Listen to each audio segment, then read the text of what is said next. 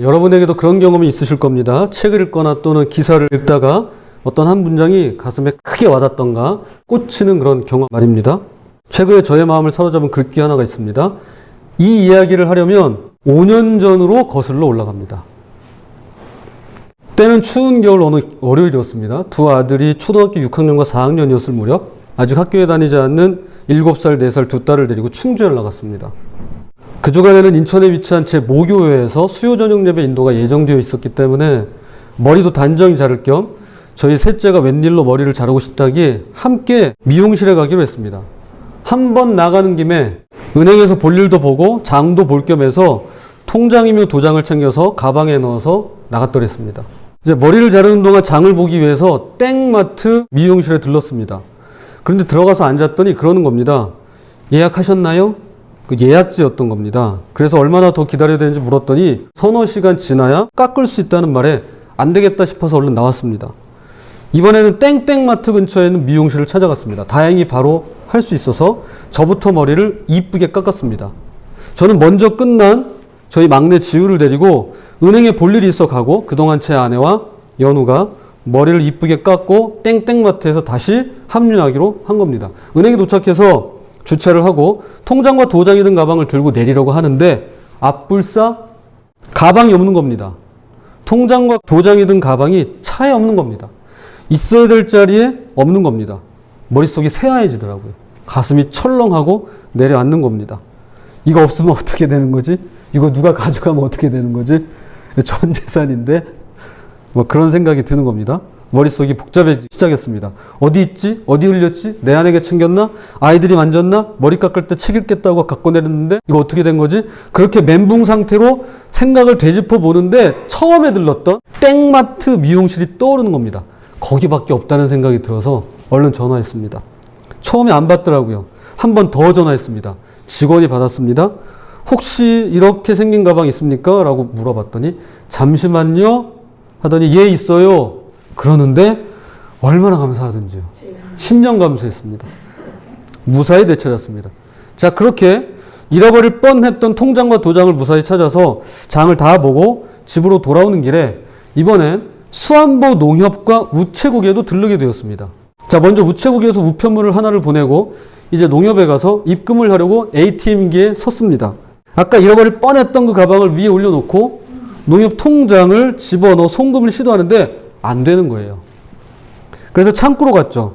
그런데 손님이 많아서 대기표를 뽑고 기다려야만 했습니다. 제 차례가 되어서 문의를 했더니 이건 ATM기에서는 안 되고 창구에서 보내셔야 한다고 그러는 겁니다. 그런데 보니까 농협 통장은 있는데 그 농협 통장에 맞는 도장이 또 집에 있는 거예요. 그래서 도장을 가져와야겠다 싶어서 일단 나왔습니다. 그리고 우체국 앞에 주차해둔 차 있는 곳으로 걸어가고 있는데 왠지 허전한 겁니다. 앞불싸 ATM기에 올려놓은 가방을 또 두고 온 겁니다. 거기에 다른 은행 통장과 도장이 있는데 말이죠. 그래서 얼른 다시 농협으로 뛰어갔습니다. 그런데 없는 거예요. 가방이 사라진 겁니다. 어딨지? 누가 가져갔지? 하면서 직원에게 가방 잃어버렸다고 습득물 들어온 거 없냐고 물었습니다. 그랬더니 저 끝쪽에서 한 남자 직원분께서 손님 중에 누가 두고 갔다면서 이거예요? 라고 흔들어 보이는데 그겁니다. 얼마나 감사하든지요. 속으로 할렐루야가 나왔습니다. 다른 가방도 아니고 통장과 도장이 든 가방을 한 번도 아니고 그것도 두 번씩이나 잃어버렸다가 되찾은 겁니다. 너무 감사했어요. 사실 번호표 뽑고 꽤 오래 기다렸거든요. 누가 가져갔어도 얼마든지 가져갈 수 있는 시간이었는데 너무 고맙고 감사했습니다. 자, 이제 집에 와서 도장을 챙겨서 어디로 가야 되죠? 농협으로 다시 갔습니다. 그리고 창구 직원에게 핸드폰에 있는 계좌를 보여주면서 여기로 송금할 거라고 말했습니다. 직원이 이제 신분증과 핸드폰 그리고 통장과 도장을 받아서 이것저것 처리하더니 조금 있다가 다 됐다고 하면서 확인증하고 저의 물건들을 돌려주었습니다. 감사합니다 하고 인사하고 나왔습니다. 그리고 집으로 돌아왔죠. 자, 이제부터 수요일에 있을 저희 모교회에서 드리게 될 그 저녁 예배를 준비해야 하니까 먼저 핸드폰에 메모해뒀던 본문 내용을 살펴보려고 핸드폰을 찾았습니다. 앞불싸 뭐가 없죠? 핸드폰이 없는 겁니다. 집에 있나? 차에 있나? 교회에 있나? 방에 있나? 하는데 생각해보니까 농협에다 두고 온 것 같아요. 전화를 걸었죠. 그랬더니 직원분이 받으시더라고요. 여기 있어요. 핸드폰 두고 갔네요. 하시더라고요. 정말이죠. 그때는요. 내가 왜 이러지? 이런 정도가 아닙니다. 죄송합니다. 이해하고 들어주시기 바랍니다. 내가 미쳤나? 내가 정신이 나갔나? 내가 병 걸렸나? 하는 생각이 들더라고요. 제 아내도 이런 모습 처음 본다고 하더라고요. 어쩌다 한번 실수로 놓고기도 할 수 있고요. 흘리기도 하고요. 잃어버릴 수도 있습니다만 통장과 도장이 든 가방이라던가 핸드폰처럼 중요한 걸 한 번도 아니고 두 번도 아니고 3번씩이나 그것도 하루 반나절 동안 6시간 안에 이런 일이 생긴 것입니다. 농협에서 핸드폰을 되찾아오면서 곰곰이 생각해 봤습니다. 도대체 왜 오늘 나에게 이런 일이 일어나는 걸까? 도대체 지금 내가 왜 이러고 있는 걸까? 뭔가 정말 중요한 걸 잃어버리려고 이러는 걸까? 도대체 어떤 경고인 건가? 하나님께서 뭘 말씀하시고자 하는 걸까? 별의별 생각이 다 드는 겁니다. 드디어 대망의 수요일이 되었습니다. 교회에서 오전 예배를 다 마치고 가족들을 모두 데리고 인천 모교회로 가서 수요 저녁 예배 참석을 했습니다. 보통 예배를 시작하면서 찬양을 하잖아요. 전도사님 한 분이 나오셔서 인도를 하셨습니다. 저도 전도사 시절 수년간 찬양 인도 해봤지만 그날따라 오랜만에 이런 말씀 드려서 죄송합니다. 양해하고 들어주세요.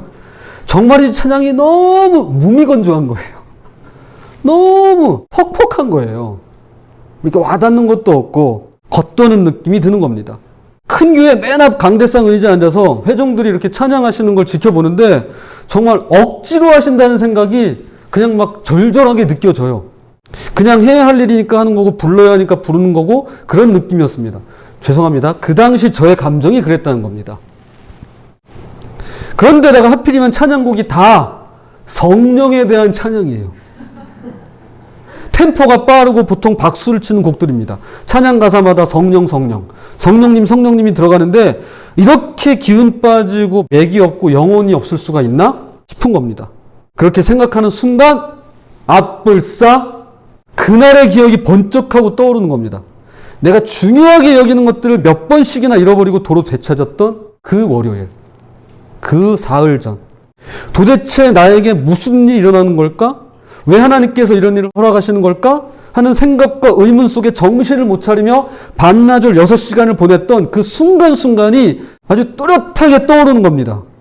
그리고 갑자기 커다란 교회 강대상 앞에 찬양에 집중하지 못한 채 심드렁하니 앉아있는 제 마음속에 하나님께서 속삭이듯이 말해주는 것 같았어요.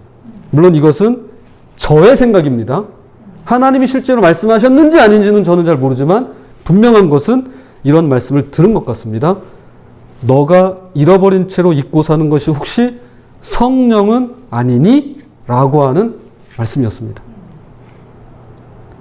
순간 멍해졌습니다. 그렇게도 무미건조하게만 들리던 찬송가가 내게 성령님을 떠올리라고 하는 주님의 사인이셨고 그렇게 중요한 물건들을 몇 번씩이나 잃어버리고 되찾기를 반복할 때 그것은 내 영혼에서 외치는 성령님의 메시지였으며 인천으로 가는 차 안에서 제 아내에게 소리 지르면서 내가 오늘 설교자라고 내 기분을 상하게 하지 말라고 내 입장, 내 처지, 내 상황, 내 마음을 알아달라고 막 생떼를 쓰던 그것이야말로 내가 정작 잃어버리고 잊어버리고 있었던 바로 내 속에 계시는 성령님이심을 가리키는 명백한 증거가 되었더라는 것입니다.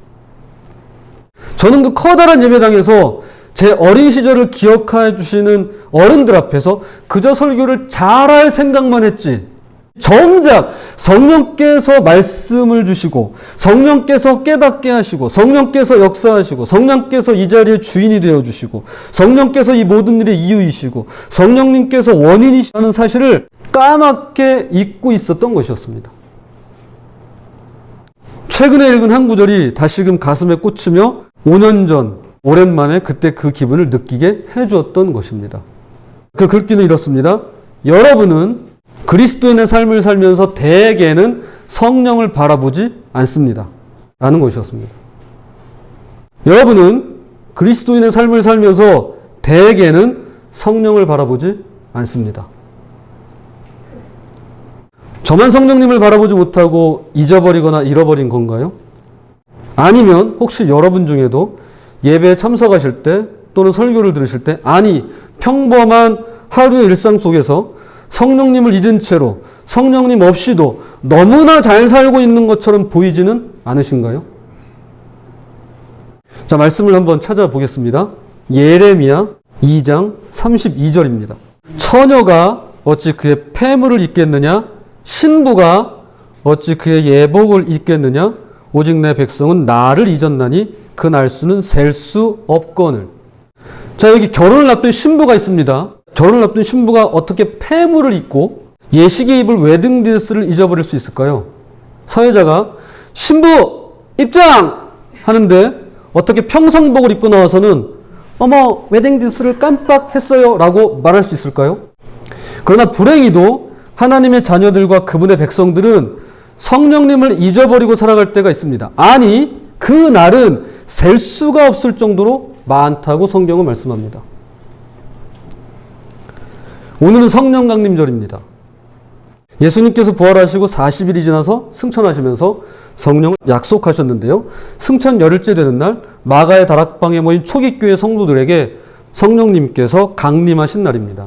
이 날이 예수님 부활 후 50일이었고 이 날을 가리켜 오순절 마가의 다락방 사건이라고 이야기하죠. 이 날은 성탄절, 부활절과 함께 3대 절기로 꼽히는데요. 그 기간으로 따지면 어느 것보다도 가장 오랜 기간 동안 지켜지는 절기입니다. 성령 강림절. 저희 딸이 기도할 때 이렇게 기도합니다. 저희 막내딸인데요. 하나님 예수님 오늘 이렇게 맛있는 음식을 주셔서 감사합니다. 혹시 눈치채셨는지 모르겠습니다. 하나님과 예수님은 계신데 누가 없죠? 성령님은 안 계십니다. 사실 어린아이에게 성령님을 어떻게 소개하고 이해시킬 수 있을지 저도 참 난감합니다. 기도할 때마다 드는 생각이고 오랫동안 가지고 있던 고민입니다. 예수님께서 세례 받으실 때의 이야기로 설명을 드리고자 합니다. 자, 오늘 본문입니다.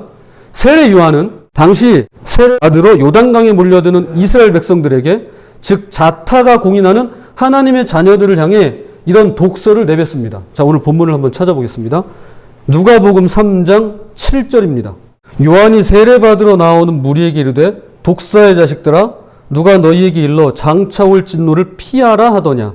길게 설명하지 않습니다. 세례 요한은 한마디로 이렇게 결론을 내버립니다. 너희들은 독사의 자식들이야! 그런데 이번엔 예수님께서 세례 받으실 차례가 되었습니다. 이 말과 묘하게 맞아떨어지면서 동시에 완전히 대조되는 말씀이 성경에 나옵니다. 누가복음 3장 22절입니다. 성령이 비둘기 같은 형체로 그의 위에 강림하시더니 하늘로부터 소리가 나기를 너는 내 사랑하는 아들이라 내가 너를 기뻐하노라 하시니라. 자, 이것도 긴 설명 없습니다. 한마디로 이렇게 결론을 냅니다. 너는 나의 사랑하는 아들이야 라고 말이죠. 자, 이 맥락 속에서 세례란 하나님의 백성들이 독사의 자식에서 하나님의 자녀로 바뀌는 것이라고 정의 내릴 수 있을 것입니다. 그럼 이 변화의 모든 과정을 누가 주도하고 누가 시작하시고 누가 만들어 가시고 누가 이루어 가시나요? 세례라고 하는 예식인가요? 여러분, 결혼 생활이라는 게 결혼식을 잘 올리면 화려하게 하면 결혼 생활을 잘하던가요? 그렇진 않겠죠. 세례 자체는 그렇지 못합니다. 그런 역할을 할 수 없습니다. 자, 그러면 세례를 준 세례 요한인가요? 자, 결혼 생활을 잘하려면 기가 막히고 말을 잘하는 어떤 주례사가 주례를 해주면 되던가요? 그렇지 않습니다. 그런 일 없습니다. 세례 요한 때문도 아닙니다. 그럼 누구시죠? 예, 바로 성령님 때문입니다. 비둘기 같은 형체로 강림하신 성령님께서 하시는 일입니다. 독사의 자식에서 내 사랑하는 자녀로 바뀌어 가시는 것은 오직 성령님만이 하실 수 있습니다. 하나님은 피조물인 저와 여러분을 그분의 자녀로 삼으시기 위해 인간 되셨습니다. 이분이 예수님이죠. 이것은 단순히 우리를 좀 더 개선시키기 위해서가 아닙니다. 우리를 좋은 사람으로 만들어주시기 위함이 결코 아닙니다. 교회는 여러분을 좋은 사람으로 만들어주지 않습니다. 그분의 계획은 이 정도가 아닙니다. 잘 들어보시기 바랍니다. 아예 새로운 종류의 인간을 만들기 위해서 이 땅에 오신 것입니다. 이걸 잊으시면 안 됩니다. 새로운 종류의 인간을 만들기 위함이십니다. 그래서 C.S. 루이스는 이렇게까지 이야기합니다. 이것은 말에게 더 높이 뛰는 법을 가르쳐 주는 대신에 말에게 아예 날개에 달린 동물로 변신시키는 일과 같습니다. 말을 훈련시켜서 높이 뛸 수 있도록 만들어주는 게 아니라요. 더 좋은 말로 만들어주는 게 아니라요. 말에게 날개를 달아주는 일입니다. 그렇게 변신을 시켜주는 일입니다. 그렇습니다. 독사의 자식에서 하나님의 사랑하는 아들, 딸로 바뀌는 것은 전혀 다른 존재로 만들어가는 과정입니다. 그래서 성경이 반복적으로 말씀하시는 내용이 바로 이것이죠. 새로운 피조물이라, 새 것이라, 심령이 새롭게 되어라, 새 사람이 되거라. 즉, 이 모든 과정과 작업은 새 영이신 성령님의 역사인 것입니다. 자, 말씀을 한번 찾아보겠습니다. 에스겔 36장 26절 27절입니다. 또 새 영을 너희 속에 두고 새 마음을 너희에게 주되 너희 육신에서 굳은 마음을 제거하고 부드러운 마음을 줄 것이며 또 내 영을 너희 속에 두어 너희로 내 율례를 행하게 하리니 너희가 내 규례를 지켜 행할지라. 아멘. 우리 안에서 역사하시는 분은 새로운 영이십니다. 하나님의 영이시고 성령님이십니다. 자, 이제 말씀의 결론을 맺겠습니다. 고 이어령 교수가 쓴, 제가 태어나기 전에 한 50년 전에 쓰여진 책이에요. 자, 수필집인데 아들이여 이 사나를 이라는 수필집에 그가 어릴 때 경험했던 일화 하나를 소개하고 있습니다. 그 내용을 제가 잠시 여러분에게 전해드리겠습니다. 그 마을에는 수염을 길게 기른 할아버지 한 분이 계셨답니다. 이분을 뵈면 턱 밑에 하얀 꽃바구니를 달고 다닌다 할 만큼 복스러운 수염을 가지고 계셨는데요. 아무도 그 수염을 이상하게 생각하지 않았다고 합니다. 그런데 초등학교 5학년짜리 한 아이가 이 할아버지를 볼 때마다 궁금해서 견딜 수가 없는 거예요. 얼른 달려가서 물어보고 싶었는데 대개 수염을 이렇게 기르신 분들 보시면 이제 위험이 있어 보여서 그런지 가까이 다가가기가 어렵잖아요. 그래서 얘가 이제 추처추처하고 있던 어느 날 나무 그늘 밑에서 할아버지가 박장대소하며 웃고 계신 것을 본 겁니다. 이때다 싶어서 용기를 내어서 달려가서 물었습니다. 할아버지, 할아버지. 할아버지는 밤에 주무실 때 수염을 이불 속에 넣고 주무세요? 아니면 이불 바깥에 꺼내놓고 주무세요? 라고 물어봤습니다. 갑작스런 질문에 할아버지는 바로 대답을 할 수가 없었답니다. 왜냐하면 한 번도 그런 생각을 해본 적이 없었거든요.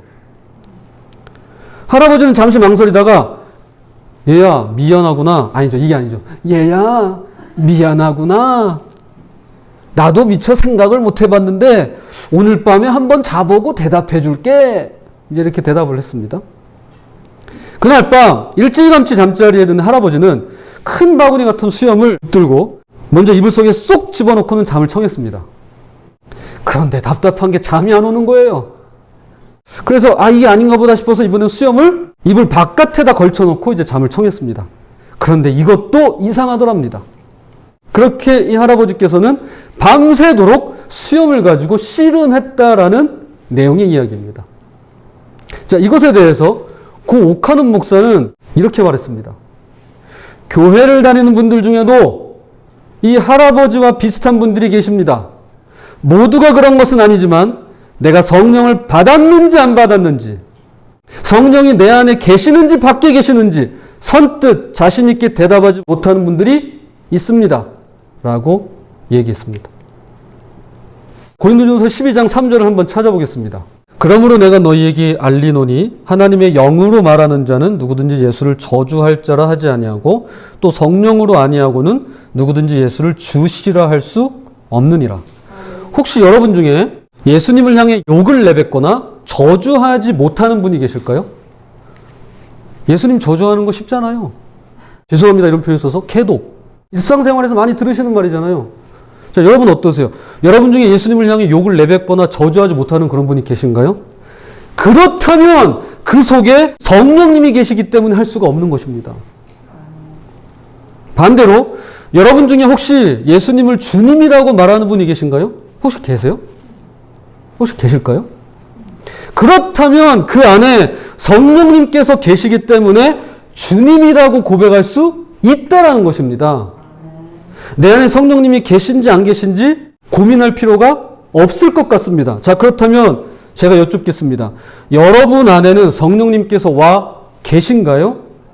네. 아멘. 맞습니다. 계십니다. 여러분이 인정을 하든 안 하든 간에 그 안에는 계시다라고 성경은 말씀합니다. 다만 나 스스로 의식하지 못하고 내가 성령님을 따라 살지 못할 때가 있기 때문에 선뜻 대답하지 못하는 것이겠죠. 문제는 내가 어떤 존재가 되기를 바라느냐가 아닙니다. 하나님의 영이신 성령님께서 우리 각자를, 나 자신을 어떤 존재로 만들어가고자 하시느냐입니다. 발명가는 그분이십니다. 우리는 발명품입니다. 화가는 그분이십니다. 우리는 그림에 불과합니다. 우리는 마음속에 보기 좋은 작은 오두막집을 아담하게 예쁘게 짓겠다고 생각할 수 있을 겁니다. 그러나 성령님은 궁전을 짓고 계십니다. 그리고 친히 그 궁전에 거하실 작정이십니다. 이것을 바울은 고린도 교회 성도들에게 다음과 같이 표현합니다. 고린도전서 3장 16절입니다. 너희는 너희가 하나님의 성전인 것과 하나님의 성령이 너희 안에 계시는 것을 알지 못하느냐. 성령님은 이미 우리 안에 와 계십니다. 눈에 보이는 이 예배당이 성전이 아니라 우리 자신이야말로, 여러분 자신이야말로, 온라인으로 예배드리시는 여러분 자신이야말로 하나님의 영이신 성령님께서 거하시는 성전인 것입니다.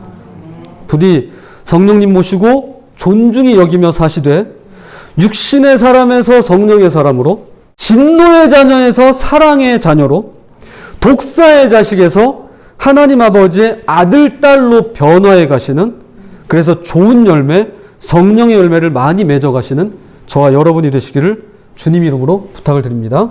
자, 기도하겠습니다.